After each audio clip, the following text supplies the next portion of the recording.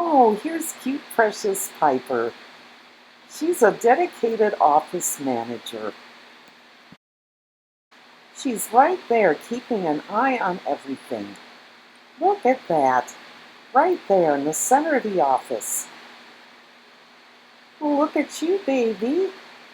Oh, I should probably keep it professional since she's an office manager.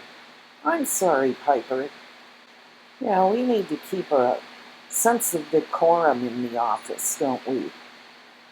Yeah, you're still keeping an eye on everything, regardless of how I'm distracting you or anything. Look at that. Just look at that. She has to be one of the most dedicated office managers I've ever seen. Oh, my goodness. She has a little cleanup to do here. There we go. Yeah, she needs to keep that professional appearance.